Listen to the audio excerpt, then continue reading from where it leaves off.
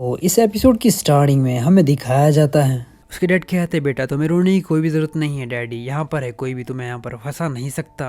शाह यिनिन कहती, डैडी क्या आप सच में मुझसे अभी भी सबसे ज़्यादा प्यार करते हैं ना?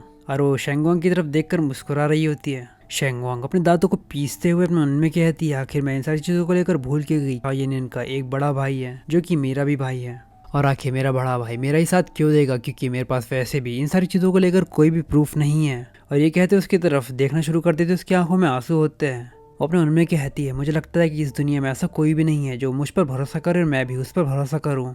मैं किसी को भी इन सारी चीज़ों को लेकर काउंट नहीं कर सकती। मैं हमेशा से अकेली ही रही हूँ जब से मैं छोटी थी। बचपन से मॉम डैड भी हमेशा उसके ही तरफ रहे थे, और अब भाई भी सभी उसकी तरफ ही है। जाओ ये इसकी तरफ देखता है जो कि वो रो रही होती है। वो कहता है मेसिए, और ये कहते उसकी तरफ बढ़ता है, लेकिन शेंगवांग वहाँ से आगे निकल जाती है। उनकी तरफ देखती और चिल्लाते हुए कहती है, क्योंकि तुम सभी लोग उसे प्रोटेक्ट कर रहे हो, तुम्हें लगता है कि वो इनोसेंट है, तो मुझे लगता है कि मुझे यहाँ पर कुछ भी कहने की ज़रूरत नहीं है। तुम्हें बस यहाँ पर इंतज़ार करना है, यहाँ पर पुलिस ही आकर सारी चीज़ों को इन्वेस्टिगेट करेगी। और इसके अलावा जो किन किंग का मर्डर हुआ था उसके रिलेटिव्स के द्वारा, वो भी अब सबके सामने ही आएगा। उसकी ये बात सुनकर उसके डैड काफ़ी ज़्यादा घबरा जाते हैं और वो कहते हैं उसे रोको। जैसे ही वो ये कहता है, वहाँ के सारे बॉडीगार्ड शेंगवांग की तरफ बढ़ जाते हैं। वो सभी लोग उसे चारों तरफ से घेर लेते हैं। शेंगवांग कहती है, तुम मुझे रोकना चाहते हो और तुम्हें लगता है कि मैं यहाँ पर बिना किसी प्रिपरेशन के आई हूँ, क्या मैं बेवकूफ़ लगती हूँ तुम्हें? मैंने इन सारी चीज़ों को लेकर पहले ही अरेंजमेंट कर ली है। अगर मैं आधे घंटे में इस शाह हाउस से बाहर नहीं निकली तो ये सारी वीडियोस जो कि ली गई है वो पुलिस के पास पहुँच जाएगी, तो तुम्हारा टाइम निकलते जा रहा होगा। बेहतर होगा कि तुम मुझे यहाँ से जाने दो। उसकी ये बात सुनकर वो बंदा, मतलब उसका डैड, पीछे हटना शुरू कर देता है और वो कहता है, तुम्हें क्या चाहिए?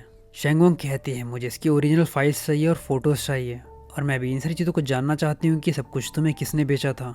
और इसके अलावा अगर शाह यिनिन मुझे आज रात को सच नहीं बताती तो इससे भी बुरा ये होगा कि हम सब साथ में ही मारे जाएंगे। इसके तो हमें दिखाया जाता है कि घड़ी में टाइम बढ़ते ही जा रहा है। उसके डैड दांत पीसना शुरू कर देते हैं। उसके डैड टाइम की तरफ देखते और काफ़ी ज़्यादा घबरा जाते हैं, और वो यिनिन की तरफ देखते और कहते हैं, यिनिन क्या तुम्हारा इससे कुछ भी लेना देना है? और अगर तुम्हारे पास इस चीज़ से रिलेटेड कोई भी फ़ोटोज़ है तो जल्दी से उसे दे दो। यिनिन कहती, डैड सच में ये मैं नहीं थी। उसकी डैड कहते हैं, पहले मुझे तुम्हारा फ़ोन दो जल्दी से।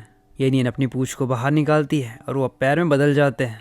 इसके बाद वो बाहर निकलती है, अपने फ़ोन को पकड़ती है और कहती है, डैड आप इन फोटोज़ की तरफ देख सकते हैं जो मेरे फ़ोन में है। और ये कहते हैं उसे फ़ोन दिखा देती है, जहाँ पर हमें उसके फ़ोन को दिखाया जाता है और हमें अंदर दिखाया जाता है कि उसकी फ़ोटोज़ होती है। यिनिन कहती है, शेंगवांग क्या तुम आया कुछ और भी कहना तो तुम कह सकती हो। शेंगवांग कहती है, जबकि तुम्हारे फ़ोन में कुछ नहीं है, इसका मतलब ये है कि तुमने एविडेंस को डिलीट कर दिया है।